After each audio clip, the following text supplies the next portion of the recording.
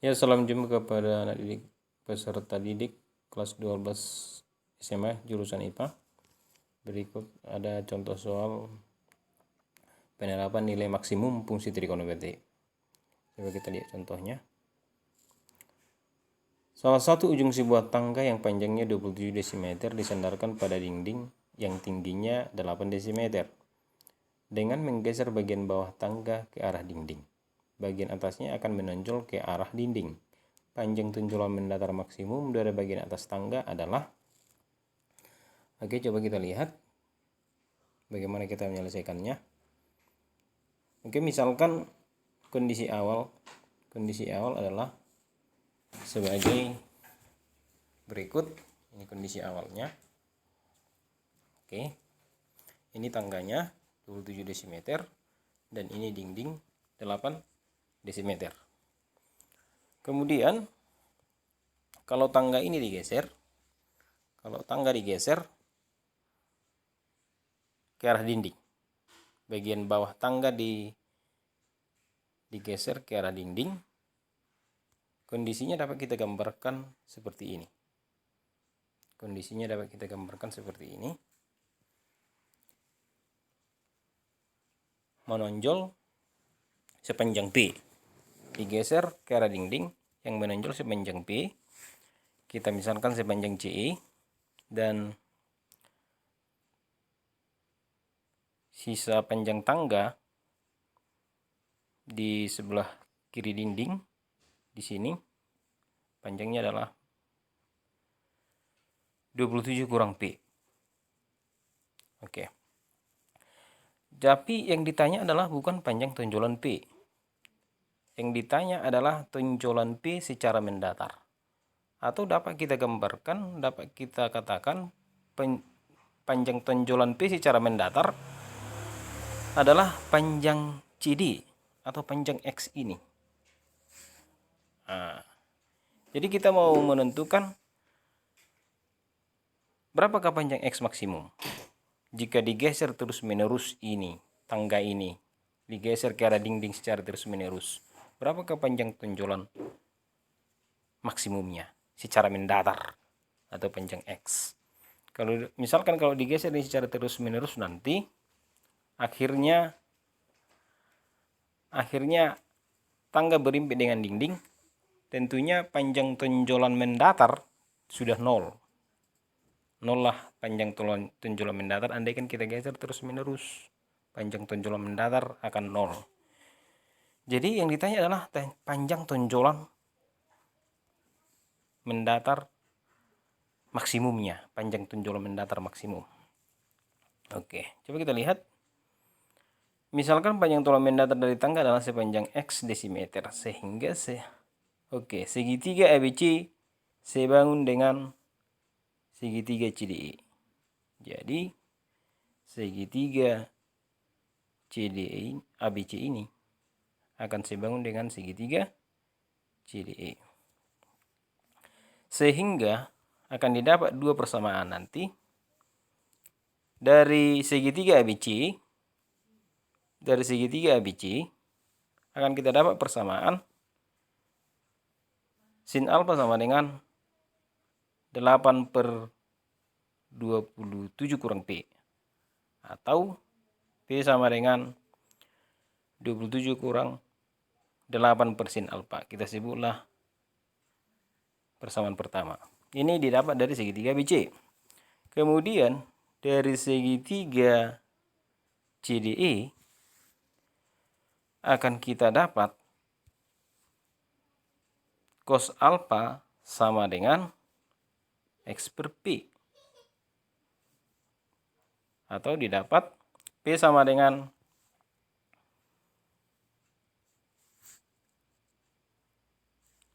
dari segitiga jadi didapat cos alfa sama dengan X per P, atau didapat X sama dengan P cos alfa. Kita sebutlah itu persamaan 2. Oke. Ini tadi dari segitiga ABC didapat persamaan 1. Kemudian dari segitiga CDE didapat persamaan 2. Oke, persamaan 1 tadi P sama dengan 27 kurang 8% alfa. Kemudian dari segitiga CDE didapat X sama dengan P cos alfa.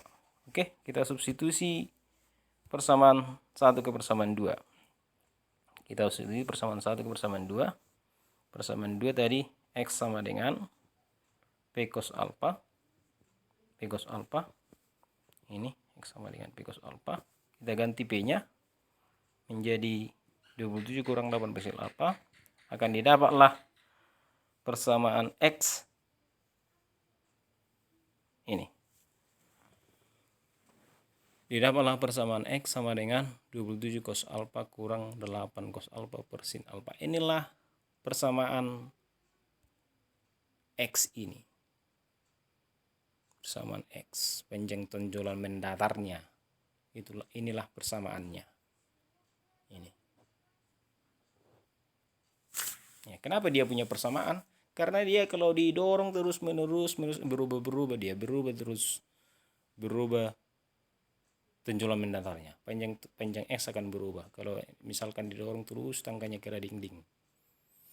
Nah, jadi kapankah panjang tonjolan mendatar itu maksimum? Berarti atau pada saat alfa berapakah X itu maksimum? Ya, pada saat turunan pertama dari X terhadap alfa sama dengan 0. Ya, pada saat kapankah? Pada saat alfa sama dengan berapakah X ini maksimum?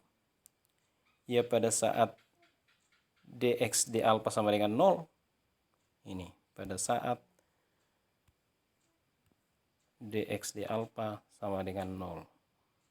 Atau pada saat turunan pertama dari X terhadap alfa sama dengan 0. Oke, coba kita lihat. Ini coba kita turunkan menjadi ini dx d alfa sama dengan 0. Oke, dari persamaan 27 minus 27 sin alfa tambah 8 per sin kuadrat alfa sama dengan 0. Nanti akan kita dapat sin pangkat 3 alfa sama dengan 8 per 27. Maka sin alfa sama dengan 2 per 3.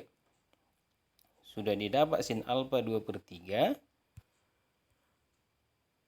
Maka P sama dengan, ini disubstitusi kemari.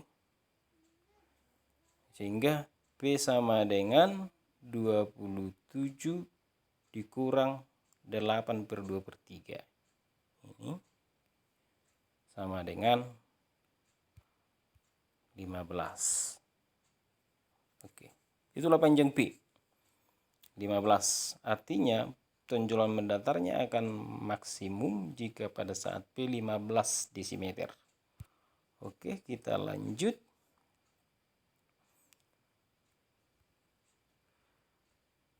Oke, sudah didapat tadi sin alfa sama dengan 2 per 3. Maka cos alfa sama dengan akar 5 per 3. Ya, bisa ya. Cos alfa misalnya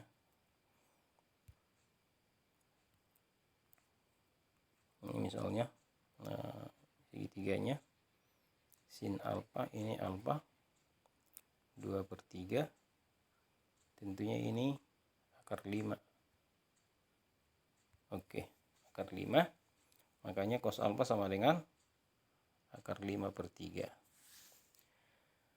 Sehingga sudah dapat cos alfa akar 5 per 3. Dan sudah dapat tadi P15. Sudah dapat P15. Sudah dapat cos alfa akar 5 per 3. Maka kita dapatlah X sama dengan ini. X sama dengan 27.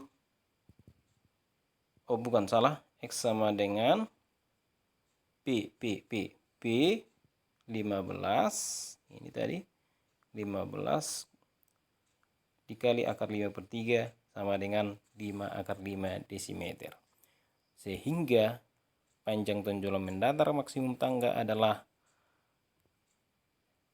5/5 desimeter.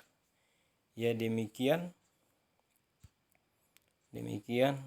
yang bisa saya jelaskan mengenai soal ini. Oke, semoga bermanfaat kepada peserta didik kelas 12 jurusan IPA SMA. Oke, terima kasih.